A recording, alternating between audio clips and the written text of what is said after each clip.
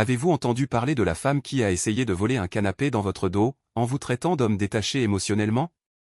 Moi non plus jusqu'à ce que ça m'arrive. Je suis photographe dans une petite ville de province, avec une main fermée, du moins le croyais-je, une vie stable. Cette illusion s'est brisée le jour où j'ai vu un camion de déménagement devant ma maison, avec ma femme dirigeant toute l'opération comme une metteuse en scène dans une pièce tordue.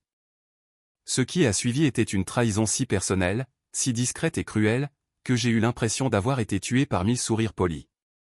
Mais ce n'est pas seulement une histoire de cœur brisé, c'est une histoire des suites, du chaos au tribunal, de la précision froide de la vengeance, et du long regard dans le miroir quand votre propre fille vous traite de « choix sûr ». C'est une histoire de ce qui arrive quand vous arrêtez d'être un gentil garçon. Et que vous commencez à vous battre comme un homme qui n'a plus rien à perdre. Attachez vos ceintures. Celle-ci est un vrai cauchemar. Je m'appelle Nicolas. J'ai 41 ans.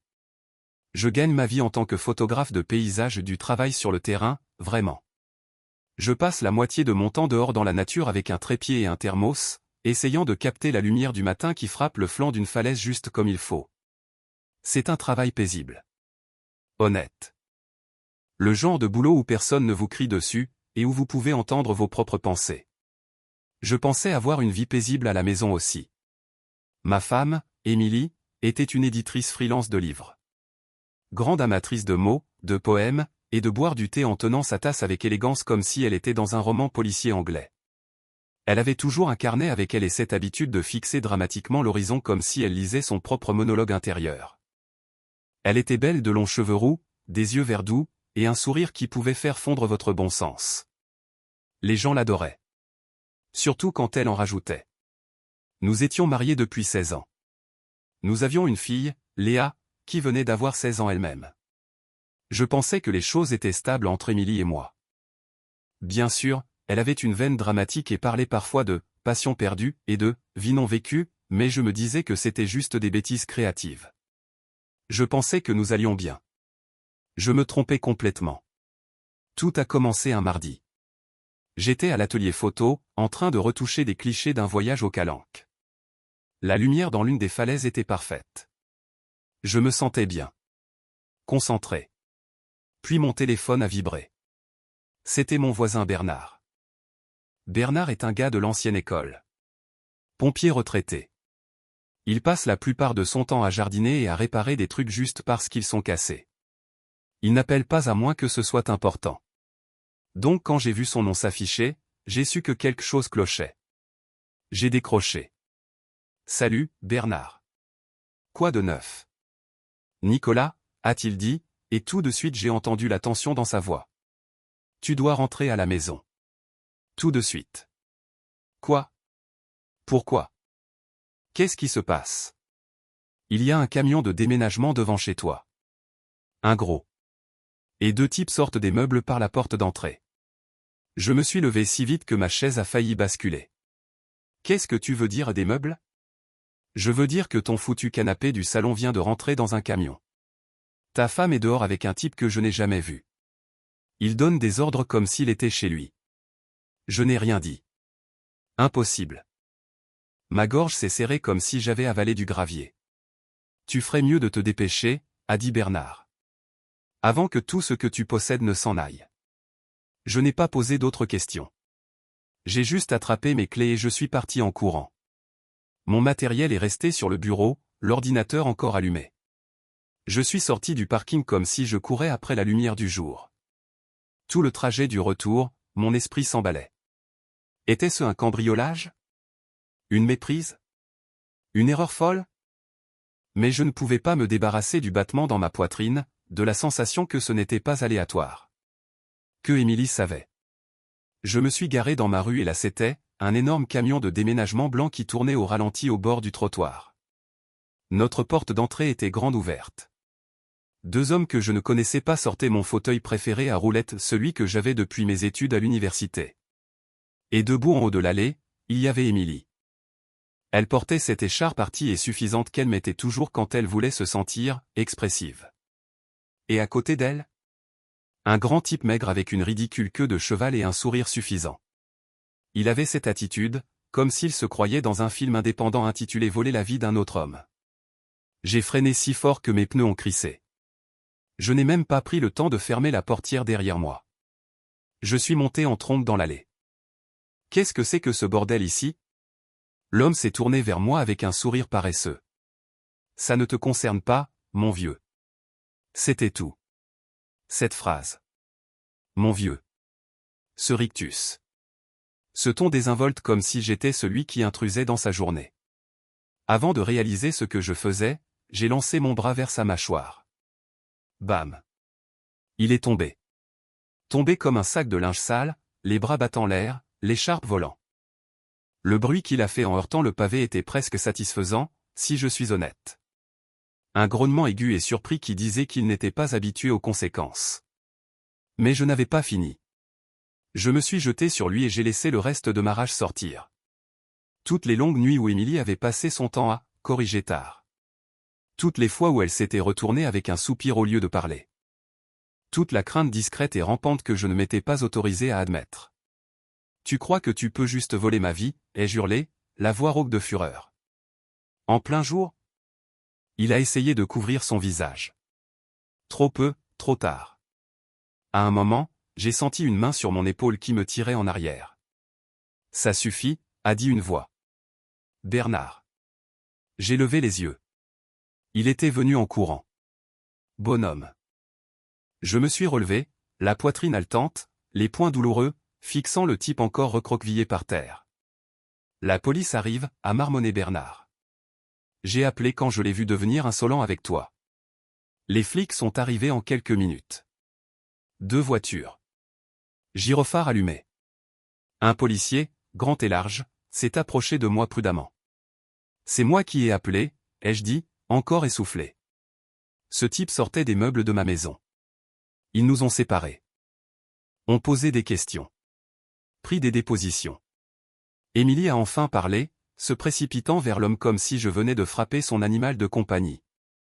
Théo, ça va? Donc c'était son nom. Théo Martin. Ça sonnait comme un chanteur de variété raté. Elle m'a regardé avec des yeux écarquillés, faussement choqué. Qu'est-ce qui ne va pas chez toi? Dis-le-moi, ai-je répliqué. Tu veux expliquer pourquoi un inconnu sort notre lit par la porte? Elle n'a pas répondu. Et dans ce silence, j'ai su. J'ai su tout ce que j'avais besoin de savoir. C'était le jour où tout a changé. Une fois que les flics sont arrivés et ont calmé les choses, je me tenais dans l'allée, les bras croisés, reprenant encore mon souffle. Théo était assis sur le trottoir, tenant une bouteille d'eau froide qu'un des déménageurs lui avait donnée.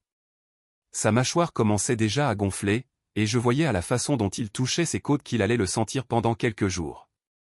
Bien. L'un des policiers s'est approché de moi, un type solide avec un visage buriné comme quelqu'un qui en avait vu trop dans sa carrière. Il m'a demandé de lui raconter ce qui s'était passé, et je lui ai expliqué simplement. Bernard a vu un camion de déménagement, m'a appelé, je suis rentré pour trouver des gens sortant des meubles de ma maison sous les ordres d'un homme que je n'avais jamais rencontré. Il m'a demandé si j'avais une preuve que c'était ma maison, et j'ai souri. C'est au nom de ma mère, ai-je dit. Elle l'a achetée après le décès de mon père. J'y vis avec ma femme et ma fille depuis. Je m'occupe de la maison. Je paie les impôts. L'acte est dans un dossier dans mon bureau. Le flic a hoché légèrement la tête. D'accord. Restez là. Il s'est dirigé vers Émilie ensuite, qui se tenait maintenant sous la lumière du porche, les bras croisés comme si c'était elle la victime. Son visage était encore rougi des cris plus tôt, et je voyais qu'elle essayait de paraître calme devant les policiers. Je l'ai observée de près pendant qu'elle expliquait les choses dans ce ton sirupeux qu'elle utilisait toujours quand elle voulait quelque chose. Je n'entendais pas tout ce qu'elle disait, mais j'ai saisi la fin, claire comme de l'eau de roche. Je ne vole rien. C'est ma maison aussi. Je prends juste ma part. J'ai laissé échapper un rire amer et j'ai marmonné dans ma barbe, tu as du culot, Émilie. Le flic n'avait pas l'air impressionné. Il a pointé du doigt le camion de déménagement puis la maison. Elle a secoué la tête rapidement, essayant d'expliquer quelque chose, mais je voyais le changement sur son visage. Elle réalisait qu'elle perdait du terrain. Puis le policier s'est tourné vers nous deux et a parlé pour que tout le monde entende. Madame, sans accord de séparation légale ou une ordonnance du tribunal, vous ne pouvez pas juste emporter des biens de la maison. Surtout sans sa connaissance. Vous êtes mariée, Oui, mais cette maison est au nom de sa mère. Ça complique encore plus les choses. Si son mari voulait porter plainte, il pourrait. Émilie a cligné des yeux, fort. Mais c'est ma maison. J'y vis depuis 15 ans. Je la nettoie. J'organise tout. J'ai choisi la moitié de ses meubles. Ça ne compte pas, a dit le policier platement. La propriété ne se base pas sur l'investissement émotionnel. Sans documentation légale appropriée, déplacer des biens comme ça est considéré comme du vol. Elle a regardé Théo, qui tenait encore sa mâchoire comme si elle allait tomber, puis de nouveau vers le policier. Sa bouche s'est ouverte comme si elle voulait argumenter, mais s'est refermée. Ses yeux se sont tournés vers les déménageurs, qui attendaient maintenant près du camion, en attente d'instructions. « Vous dites que je dois tout remettre ?» a-t-elle demandé. Le flic a haussé les sourcils. « À moins que vous ne vouliez que ça se passe mal. » Bernard se tenait à l'écart près de la boîte aux lettres. Il a croisé mon regard et m'a fait un petit signe de tête, comme pour dire « Tu as bien fait ». Ça comptait beaucoup plus pour moi à ce moment que ça n'aurait dû. Émilie s'est tournée vers les déménageurs et a aboyé « Remettez tout à l'intérieur ». Elle a monté les marches en tapant du pied et a commencé à donner des ordres. Cette lampe retourne au salon. Et cette commode, attention au mur, c'est du vintage. Pendant ce temps, Théo s'est levé lentement et a boité vers elle, se tenant le côté. Je crois que je devrais m'asseoir. Elle a répliqué, alors va t'asseoir, Théo. Comme s'il était un bambin indiscipliné. C'est là que tout a commencé à s'emboîter pour moi. Ce n'était pas un plan de fuite romantique. C'était le chaos. Du chaos pur et non planifié. Elle n'avait pas engagé d'avocat. N'avait pas fait notifier de papier. Elle avait juste essayé de me faire trébucher, espérant peut-être que je serais trop choqué ou passif pour réagir. Mais je n'étais pas ce genre de type. Le policier est revenu vers moi. Vous voulez toujours porter plainte? J'ai secoué la tête. Pas aujourd'hui. Il m'a donné un regard qui disait qu'il comprenait plus qu'il n'en laissait paraître. Prenez-vous un avocat, a-t-il dit. Le plus tôt possible. J'en ai déjà un en numéro rapide, ai-je répondu. Je suis retourné sur le porche, m'appuyant contre la rambarde, et j'ai regardé Émilie courir dans tous les sens pour défaire ce qu'elle avait commencé. À chaque fois qu'elle aboyait sur les déménageurs, sa voix montait d'un ton, devenait plus stridente. Les roues se desserraient, et elle le savait. Elle évitait de me regarder tout le temps. Je n'ai rien dit jusqu'à ce que tout soit remis à l'intérieur. Le policier a conclu, a dit à tout le monde de se tenir à carreau, et les déménageurs sont partis, probablement avec une sacrée histoire à raconter. Avant qu'elle ne rentre, j'ai dit, tu sais, tu aurais pu juste me parler comme à un être humain. Elle n'a pas répondu. J'ai ouvert la porte, je suis passé devant elle, et je suis allé directement à mon bureau. J'ai sorti le dossier étiqueté « Acte de propriété » du tiroir et je l'ai posé sur le bureau comme une pièce d'échec. La partie commence. Après que les déménageurs aient fini de traîner tout à l'intérieur lampe par lampe, chaise par chaise et Émilie a disparu dans la maison sans dire un mot. Les policiers traînaient encore pour s'assurer que les choses restaient civiles, ce qui ressemblait franchement à un code pour regarder le spectacle. Je pensais qu'Émilie resterait dans sa chambre à bouder. Peut-être faire une entrée dramatique dans la cuisine plus tard, marmonnant que ce n'était pas ce qu'elle imaginait. Au lieu de ça, 10 minutes plus tard, elle est descendue bruyamment les escaliers avec 2 grandes valises rigides. Ses yeux étaient gonflés et rougis, comme si elle avait pleuré ou essayé de le faire croire. Je n'étais plus sûr de rien. Elle s'est arrêtée près de la porte d'entrée et a posé les valises avec force, pour faire une déclaration. Je voyais qu'elle voulait que je demande ce qu'il y avait dedans, qu'elle voulait que je la voie partir comme si j'étais censé être dévasté, qu'elle s'en aille. Je ne l'étais pas. Je n'ai rien dit. Je prends juste mes affaires personnelles, a-t-elle enfin dit, assez fort pour que les flics entendent. Je n'ai pas répondu. Elle a tendu la main vers la poignée de la porte, et c'est là que je suis intervenu. Attends. Elle s'est tournée lentement, comme si je venais d'interrompre un enterrement. Quoi encore, Nicolas? Je veux vérifier ses bagages. Ses sourcils se sont arqués, et sa bouche s'est ouverte en une fausse surprise. Pardon?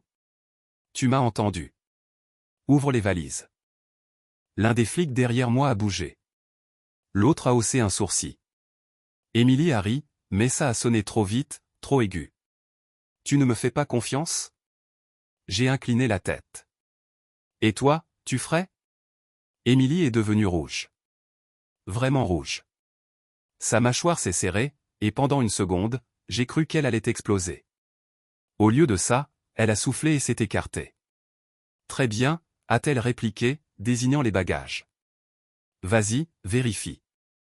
Je me suis accroupi et j'ai ouvert la première valise. Elle était bien rangée, comme toujours. Des pulls pliés, une pile de leggings, 3 livres, 2 paires de chaussures dans des sacs. Mais niché au milieu entre un châle tricoté et un jean, il y avait mon ordinateur portable. Je l'ai sorti et je l'ai brandi. C'est à toi, ça? Ai-je demandé. J'en ai besoin pour le travail. Il est protégé par mot de passe. Eh bien, j'allais demander l'accès plus tard, a-t-elle marmonné. Bien sûr. J'ai posé l'ordinateur sur la table et ouvert la seconde valise. Celle-ci était moins ordonnée. Un peignoir de bain, quelques cardigans, un carnet, un sac de maquillage et puis j'ai vu mon chargeur d'appareil photo. Pas juste un, deux. Enroulé dans un vieux t-shirt. Et à côté, dans une poche latérale, 3 de mes pellicules 35 mm. Les bonnes Velvia, noir et blanc Kodak, tout. Ma mâchoire s'est crispée. J'ai brandi le chargeur et les pellicules comme si je présentais des armes sur une scène de crime.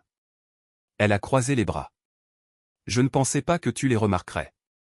Bien sûr que non, ai-je dit. Juste les outils que j'utilise pour gagner ma vie. Oh, allez, a-t-elle dit. Ce n'est pas comme si j'allais les vendre. Non, juste les cacher sous tes pulls. L'un des flics a fait un pas en avant. Madame, il a le droit de retirer ses biens. Si ça tourne à une autre dispute, nous devrons le documenter. Vous êtes sérieux? A-t-elle aboyé, se tournant vers lui. Il lui a donné un regard plat. Vous voulez expliquer ça devant un juge? Elle a reculé, marmonnant dans sa barbe. Je n'ai pas cherché à saisir les mots. J'ai refermé les 2 valises, sorti les objets qui étaient à moi, et les ai posés sur la table à manger. Puis je me suis levé et je lui ai tendu le reste. Voilà. Maintenant tu peux partir.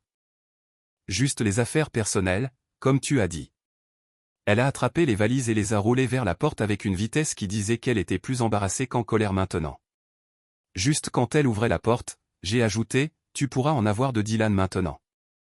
Je suis sûr qu'il en a plein qui traînent dans son... Comment il appelle ça? Son atelier? Elle s'est arrêtée une demi-seconde. C'est tout. Mais c'était suffisant. Son dos s'est raidi. Sa main s'est serrée sur la poignée. Et puis elle est partie, traînant ses roues par-dessus le seuil comme si elle roulait le reste de sa fierté. J'ai fermé la porte derrière elle. La maison était silencieuse. Trop silencieuse. Le genre de silence qui vous fait sentir qu'une chose importante vient de mourir. J'ai ramassé mon ordinateur, le chargeur et les pellicules, et je les ai ramenés à mon bureau. Tout posé bien rangé. Assis dans mon fauteuil et fixé le mur pendant un bon moment. Ce n'était pas juste pour les objets. C'était le principe. La sournoiserie. L'idée qu'elle pouvait juste emporter des choses de ma vie sans que je m'en rende compte. Elle voulait partir. Elle l'avait fait. Mais elle n'emportait rien d'autre. Pas sans combat. Après qu'Émilie ait roulé ses valises dehors et que les flics soient enfin partis, la maison était de nouveau silencieuse d'une façon qui ne semblait pas paisible. Le salon était un demi-désordre. Les meubles avaient été poussés et tirés dans une bataille de volonté entre son ambition et la réalité. Ça ressemblait aux suites d'une tornade à faible enjeu. Je suis entré dans la cuisine pour faire du café, espérant que la routine m'aiderait à me sentir normal à nouveau. Mes mains bougeaient en pilote automatique, moudre, doser, verser, cliquer. Je me suis appuyé au comptoir pendant que ça passait, fixant le sol sans vraiment voir quoi que ce soit. Ma tête bourdonnait comme une ruche avec tout ce que j'avais vu, tout ce qu'elle avait dit, tout ce qu'elle n'avait pas dit. C'est alors que j'ai entendu la porte d'entrée. Le bruit doux de basket, le cliquetis de son sac à dos. Léa était rentrée. Je me suis tourné pour la voir traverser le couloir, enlevant ses écouteurs et glissant son téléphone dans sa poche arrière. Elle avait l'air fatiguée, peut-être un peu agacée. Elle s'est arrêtée quand elle a remarqué le salon. Qu'est-ce qui s'est passé? A-t-elle demandé, ses yeux balayant le désordre. Je n'ai pas répondu tout de suite. Je l'ai juste regardé ma fille, l'enfant que j'ai aidé à élever, la fille à qui j'ai lu des histoires avant de dormir, conduit aux entraînements le week-end, appris à faire du vélo. Léa, ai-je dit lentement. Ta mère a essayé de partir. Elle a amené un camion de déménagement, un type, et a essayé de prendre la moitié de la maison sans me dire un mot. Elle a cligné des yeux. Attends, quoi? Ta mère. Elle a amené un type nommé Théo ici et a essayé de déménager en plein milieu de la journée. Elle ne m'a même pas prévenu. Il y a eu une pause. Puis elle a incliné la tête, plissé les yeux un peu comme si elle était confuse. Mais ensuite quelque chose d'étrange s'est produit, elle n'avait pas l'air surprise. Pas vraiment. Oh, a-t-elle dit. C'était tout. Juste, oh. Tu veux dire Théo Martin? A-t-elle ajouté une seconde plus tard, comme si nous parlions de quelqu'un que nous connaissions de l'église ou du marché. Je l'ai juste fixé. Ouais, a-t-elle continué nonchalamment, entrant dans la cuisine comme pour prendre un encas. Maman m'en a parlé. Elle a dit que c'est son âme sœur ou un truc comme ça. Les mots m'ont frappé comme une pelle dans la poitrine. Pardon, ai-je demandé, à peine gardant ma voix stable. Elle a haussé les épaules, ouvert le placard. Elle m'en parle depuis un moment. Ils sortaient ensemble avant toi. Je suppose qu'ils se sont retrouvés. Elle a dit qu'ils étaient faits l'un pour l'autre. Léa, depuis combien de temps tu sais? Elle n'a même pas levé les yeux. Je sais pas. Peut-être 6 mois. 6 mois. 6 mois. C'était le moment où tout a basculé dans ma tête. 6 mois qu'elle savait. Et pas un mot. Pas un indice. Elle mangeait ma cuisine, je la récupérais à l'école, nous rions de films idiots, et pendant tout ce temps elle gardait ce secret comme si ce n'était rien. Et tu n'as pas pensé que je devais savoir, ai-je demandé, ma voix baissant. Elle s'est enfin tournée, tenant une barre de céréales. Elle avait l'air plus agacée que coupable. Papa, je ne savais pas comment te le dire. Je pensais que tu savais déjà. Toi et maman vous n'avez pas été proches. Elle m'a dit de ne pas m'en mêler. Elle t'a dit de ne pas t'en mêler, ai-je répété, plus lentement. Mais elle t'a mêlé. Je veux dire? Léa a shifté de son poids. T'es un bon gars, papa. Mais maman a dit que t'étais plus un choix sûr. Pas comme Théo. Je l'ai regardée comme si je ne la reconnaissais pas. Parce qu'à ce moment, je ne la reconnaissais pas, un choix sûr, ai-je dit. C'est comme ça qu'elle m'a appelé? Léa a haussé les épaules légèrement, puis a baissé les yeux. Ouais. J'ai senti quelque chose se glacer en moi. Comme si une fenêtre s'était ouverte pendant une tempête de neige et que quelqu'un l'avait refermée trop tard. C'était une chose de perdre Émilie. De réaliser que j'avais vécu dans un mensonge. Mais entendre ces mots de ma propre fille, comme si c'était des faits, comme si j'étais un détour stable et ennuyeux sur le chemin de sa mère vers la passion? Ça frappait plus fort que n'importe quel coup que j'avais donné plus tôt. Je n'ai rien dit d'autre. Je suis juste retourné au salon et me suis assis sur le canapé de travers, les mains jointes. Léa est restée dans la cuisine 1 minute, probablement en attendant que je dise plus, mais je ne l'ai pas fait. Finalement, elle a marmonné quelque chose sur aller dans sa chambre et a disparu à l'étage. L'air dans la maison semblait plus lourd après ça. Comme si tout l'oxygène avait été aspiré et remplacé par quelque chose d'aigre. Je suis resté assis là longtemps, fixant les photos sur le mur. Portrait de famille. Un voyage dans les Alpes. Une photo de Léa tenant une truite avec un grand sourire quand elle avait 10 ans. Moi, debout derrière elle, fier. Maintenant, ces photos ressemblaient à des expositions de musée. Une version de la vie qui n'existait plus. Tout ce que je pensais que nous avions, toute la fondation que je croyais que notre famille était construite dessus, était partie. Pulvérisée. Pas seulement par Émilie, mais par le silence, les sourires qui cachaient des couteaux derrière eux.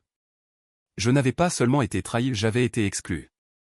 Comme si on m'avait rayé de ma propre histoire. Et peut-être le pire? Elle s'en fichait. Quelque chose en moi s'est brisé cette nuit-là, d'une façon calme et immobile. Ça n'a pas fait de bruit. Pas de cris. Pas de larmes. Juste, une fin. Comme le clic d'une porte qui se verrouille de l'intérieur. Le lendemain matin, je ne me suis pas soucié du petit déjeuner. Je n'ai même pas fait de café. Je me suis levé, j'ai enfilé une chemise propre, et je suis parti directement en ville au bureau de Laurent Dubois. Il n'était pas seulement mon avocat, c'était le genre de type qui pouvait argumenter avec un poteau pour le faire bouger si ça aidait son client. Nous nous connaissions depuis le lycée, et même si nous ne traînions plus beaucoup ces jours-ci, je savais toujours que si j'avais besoin de quelqu'un d'affûté et impitoyable, Laurent était l'homme. Quand je suis entré dans son bureau, il a levé les yeux d'un bureau couvert de bloc-notes Lego, de dossiers et de ce qui ressemblait à un demi-Danone à la pomme. Il a haussé un sourcil. « Nicolas. Ça va ? » ?»« Non, ai-je dit. Et je veux divorcer. Je le veux intelligent. Froid. Selon les règles. » Il s'est appuyé dans son fauteuil et a souri comme un homme à qui on venait de donner un puzzle qu'il avait hâte de résoudre. Je suppose que les choses à la maison ne sont pas au beau fixe. On peut dire ça. Il m'a fait signe de m'asseoir et a tiré un nouveau bloc-notes vers lui. D'accord, commence par le début. Je n'ai rien retenu. Je lui ai raconté le camion de déménagement, Théo Martin, la police, l'incident des valises, et la bombe que Léa avait lâchée sur moi en sachant depuis 6 mois. Laurent n'a pas beaucoup interrompu. Il a juste griffonné des notes rapides et fait occasionnellement une grimace qui disait « Waouh, ta femme est vraiment un numéro ». Quand j'ai fini, il a arraché la première page de son bloc et l'a plié soigneusement. « Bien, a-t-il dit. Voici ce qu'on va faire. D'abord, nous avons fermé tous les comptes joints qu'Émilie et moi partagions. Le compte courant, l'épargne, le fonds d'urgence. Tout. Nous les avons transférés vers de nouveaux comptes à mon nom seulement. Laurent avait un contact à la banque qui s'en est occupé sans accroc. Quand nous avons fini, l'accès d'Émilie était coupé comme un interrupteur. J'ai laissé 2 € sur le compte courant. 2 €. Assez pour envoyer un message. Juste assez pour lui rappeler que je me souvenais de chaque petite trahison.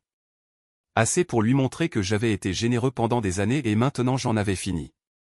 Nous avons appelé le service des ressources humaines de mon employeur, mis à jour mes contacts d'urgence, et veillé à ce que son nom ne soit nulle part près de ma retraite ou de mon assurance. J'ai même changé le contact sur mon assurance dentaire. Je m'en fichais si elle se cassait une dent sur une barre de céréales, elle n'aurait plus de couverture de ma part. Laurent travaillait vite. Efficacement. Il n'offrait pas de sympathie, il offrait des solutions. C'est ce dont j'avais besoin. La sympathie ne répare pas les dégâts. La stratégie, oui. Il s'est appuyé dans son fauteuil une fois que la pile de papier grossissait et a demandé « Et ta fille ?» J'ai fixé le stylo dans ma main pendant une longue seconde avant de dire « Si Léa veut vivre avec sa mère, je ne m'y opposerai pas. » Laurent a cligné des yeux. « Tu es sûr ? » Elle a fait son choix. Elle ne savait pas seulement elle était d'accord. Je ne vais pas la supplier de rester là où elle ne veut pas être. Laurent n'a pas dit grand-chose après ça. Il a hoché la tête une fois, noté quelque chose, et passé au formulaire suivant. Nous avons fini tout vers midi. Laurent m'a dit qu'il aurait les papiers prêts pour Émilie à la fin de la semaine, et m'a demandé si je voulais les lui remettre personnellement ou formellement. Formellement, ai-je dit. À son travail. Qu'elle l'explique à Théo. Laurent n'a même pas cligné. C'est comme tu veux. Je suis parti du bureau en me sentant plus léger, comme si j'avais lâché un poids que je ne savais pas porter. Le ciel était couvert, et la ville semblait terne comme les petites villes le sont toujours en semaine. Je me suis arrêté à la banque une dernière fois et j'ai obtenu un relevé du solde du compte.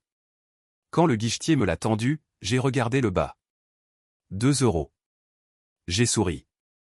De retour à la maison, j'ai emballé quelques affaires dans un sac et les ai emportées chez ma mère. Elle vit juste de l'autre côté de la ville, dans une petite maison en briques. Je savais qu'elle m'accueillerait un moment pendant que la poussière retombait. Ses yeux se sont illuminés quand elle m'a vu, mais elle n'a pas dit grand-chose. Cette nuit-là, je me suis assis sur le lit d'amis, fixant le ventilateur de plafond qui tournait lentement au-dessus de moi. Je n'étais pas sûr de ce que les prochaines semaines apporteraient. Des tribunaux. Des papiers.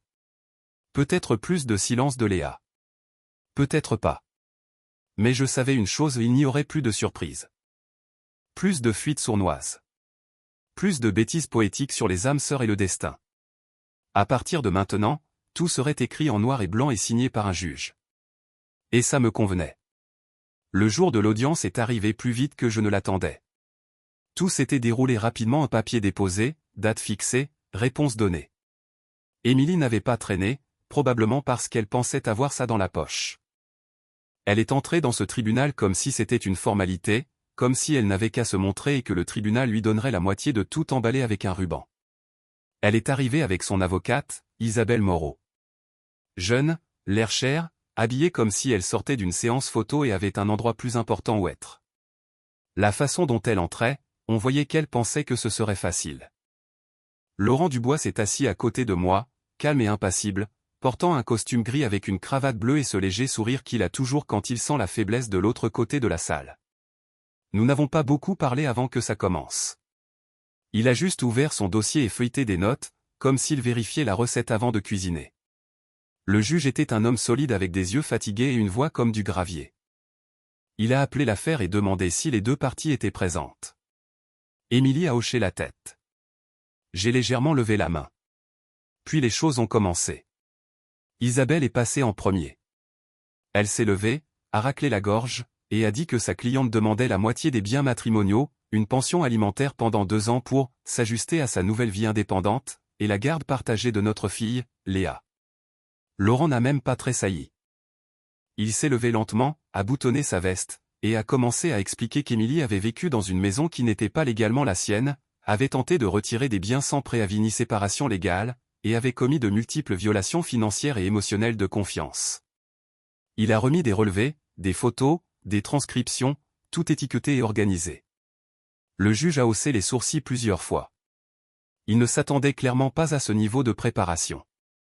Puis Laurent a abordé Léa. « Votre honneur » a-t-il dit. « Nous aimerions entendre l'enfant directement. » Ça a pris Isabelle au dépourvu. Elle a objecté, disant que Léa était mineure et que ce serait trop émotionnel. Le juge a dit sa gré. Elle a 16 ans. Elle est assez grande pour exprimer son avis. Je me suis tourné et j'ai vu Léa monter à la barre. Elle avait l'air nerveuse, serrant les manches de son pull, les yeux allant du juge à la table où Émilie et Théo étaient assis. Elle ne me regardait pas. Laurent s'est approché lentement. « Léa, aimes-tu ton père ?» Elle a hoché la tête. « Oui. » « Le respectes-tu ?» Une pause. « Oui. »« Alors pourquoi ?» a demandé Laurent, inclinant doucement la tête, « n'as-tu pas dit à ton père que ta mère s'était reconnectée avec un autre homme et prévoyait de partir ?» Léa a baissé les yeux. « Je ne voulais pas me mettre au milieu. » Laurent s'est approché. « Tu as dit à ton père qu'il était le choix sûr. Le pensais-tu ?» Sa voix s'est brisée. « C'est ce que maman a dit. Je l'ai juste répété. » « Et y crois-tu » Elle n'a pas répondu. Laurent lui a laissé un moment. « As-tu soutenu ta mère qui quittait ton père pour Théo Martin ?» La voix de Léa était à peine un murmure. « Oui. » « Étais-tu heureuse pour elle ?» Une autre pause. Puis elle a dit « oui ». La salle s'est figée. Le juge s'est appuyé en arrière, bras croisés. Puis Laurent a dit, calmement, « Sais-tu si ta mère et Théo veulent la garde complète de toi ?» Léa a cligné des yeux, confuse. « Je ne sais pas. » Laurent s'est tourné vers Isabelle. « Votre cliente souhaite-t-elle la garde de Léa ?» Isabelle a hésité. Puis Émilie s'est levée et a murmuré quelque chose à son oreille. Isabelle a hoché lentement la tête et a dit, « Votre honneur, ma cliente et son partenaire prévoient un déménagement et, compte tenu de l'instabilité de leur situation actuelle, ils demandent au tribunal de considérer un autre arrangement. » Le juge s'est redressé. « Dites-vous que ni l'un ni l'autre ne veut la garde ?» Isabelle a raclé la gorge. « Pas pour le moment. » Laurent n'a pas raté une occasion. « Parfait. » La mère de Nicolas, Marie Leclerc, est prête à assumer la garde complète de Léa. Elle est connue et de confiance des deux parties et fournit déjà un soutien émotionnel. Le juge s'est tourné vers moi. « Est-ce vrai ?» J'ai hoché la tête. « Oui, votre honneur. Ma mère a déjà ouvert sa maison. Léa y est la bienvenue aussi longtemps qu'elle en a besoin. » Il y a eu un moment de silence lourd. Le juge a regardé de moi à Émilie, à Léa, puis de nouveau à moi. « Laissez-moi bien comprendre, » a-t-il dit lentement. La mère renonce à la garde. La fille admet avoir soutenu une rupture basée sur l'affirmation émotionnelle de sa mère. Le père n'était pas au courant. Et maintenant, la mère du père assumera la garde ? Oui, votre honneur, a dit Laurent. Le juge a soupiré. Il a atteint son marteau et a hésité, me regardant droit. Monsieur Leclerc, a-t-il dit. Vous venez de gagner une guerre. Puis il a frappé avec le marteau. La garde est accordée à Marie Leclerc. Il n'y aura pas de pension alimentaire. Il n'y aura pas de division des biens au-delà de ce qui est légalement partagé et vérifié. L'affaire est close. La salle est restée silencieuse quelques secondes après le coup de marteau. Personne n'a bougé. Émilie avait l'air d'avoir avalé un clou. Isabelle a rangé ses dossiers en hâte. Léa est restée figée sur la chaise, les mains tremblantes sur ses genoux. Laurent s'est tourné vers moi, s'est penché, et a dit avec un sourire en coin, « Je t'avais dit que j'en valais chaque centime. » J'ai hoché la tête lentement. Je ne souriais pas. Je n'étais pas en colère.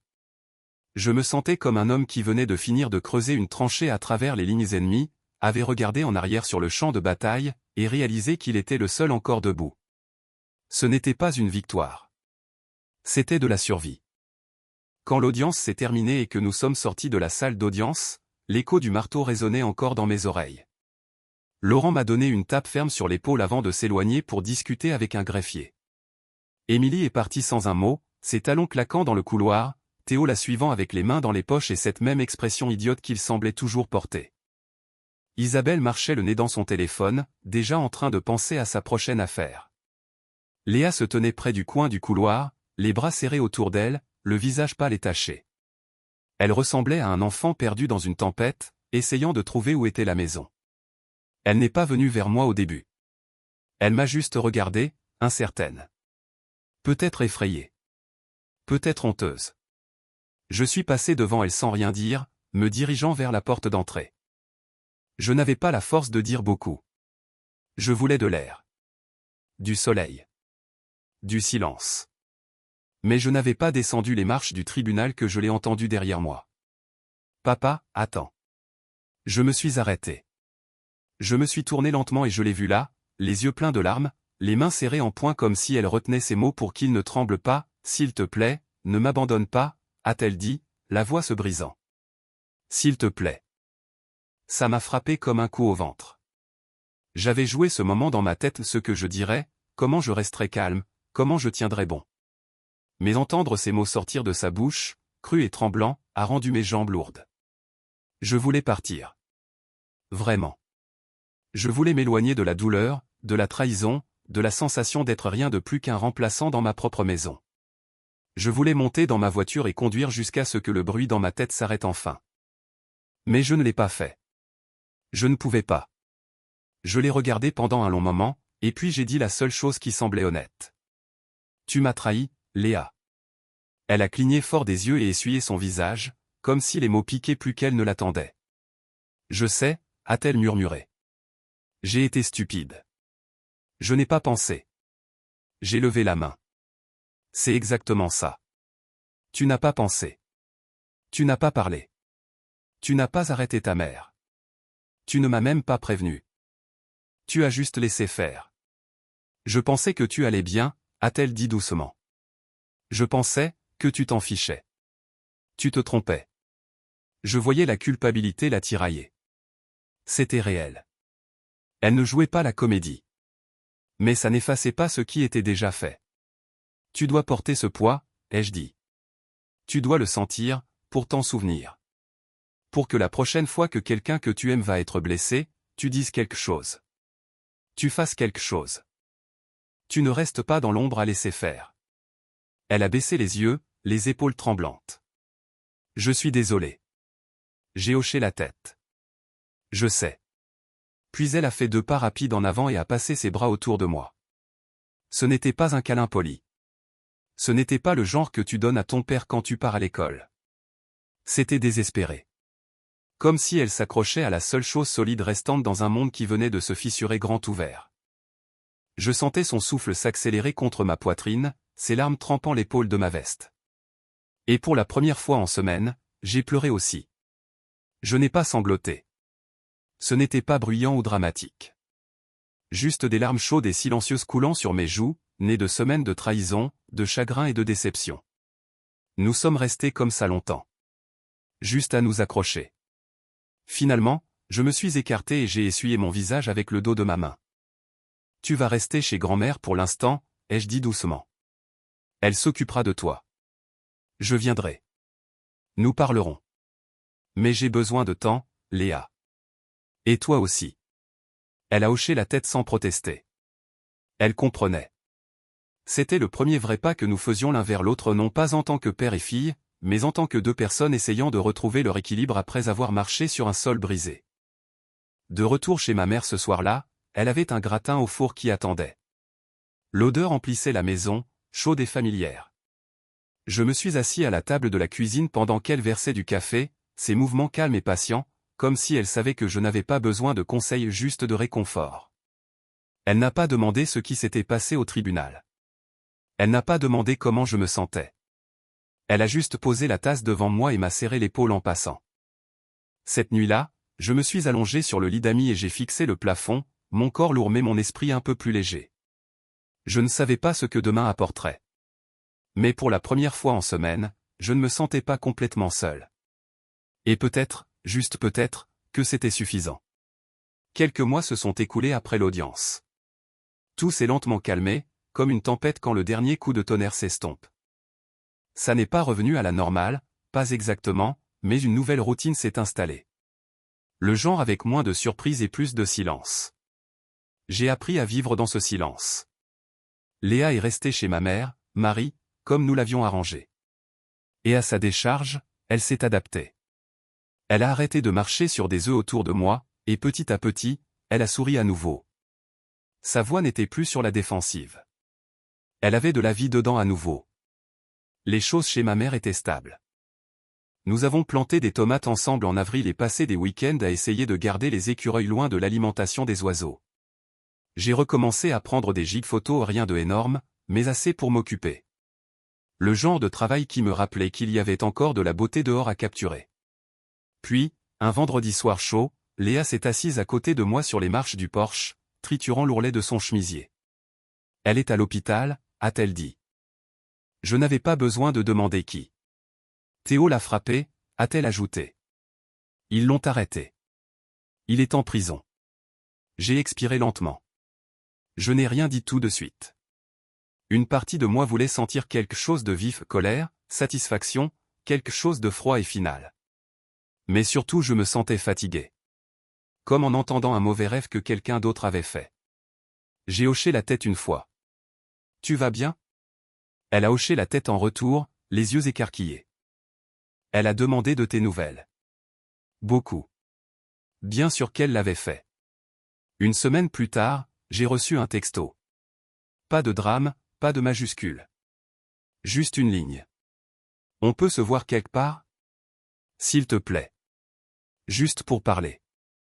J'ai fixé ça pendant quelques minutes avant de répondre, d'accord. Café.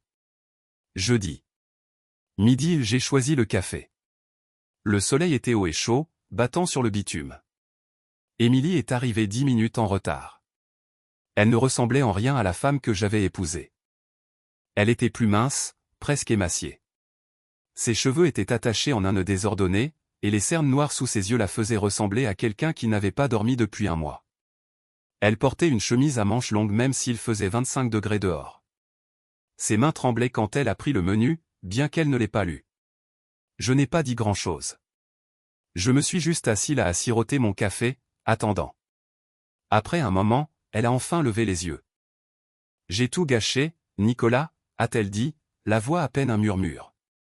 Vraiment. J'ai hoché la tête une fois, lentement. Il n'était pas ce que je pensais, a-t-elle continué. Théo, il était excitant au début, sûr. Il disait toutes les bonnes choses. Promettait l'aventure. Me disait qu'il m'avait manqué, que j'étais celle qui lui avait échappé. J'y ai cru. À tout.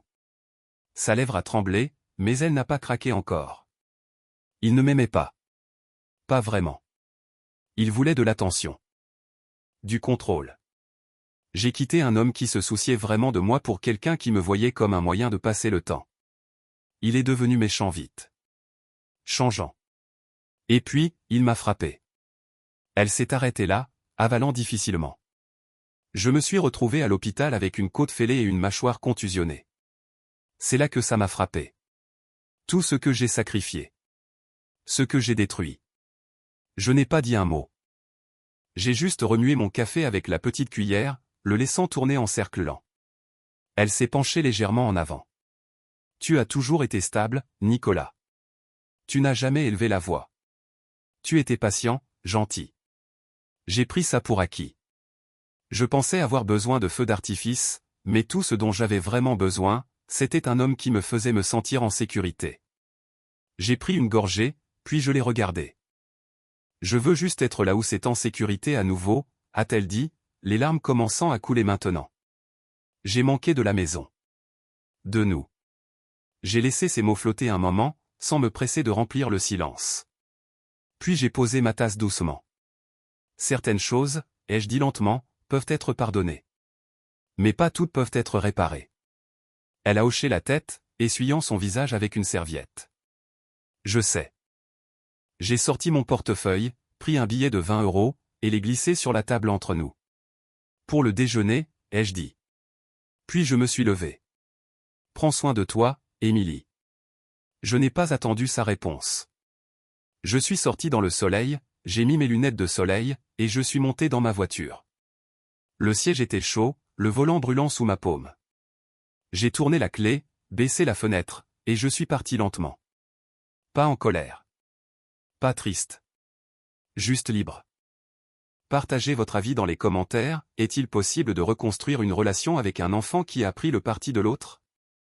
Si vous avez aimé cette histoire, abonnez-vous à la chaîne et laissez-nous un « j'aime ».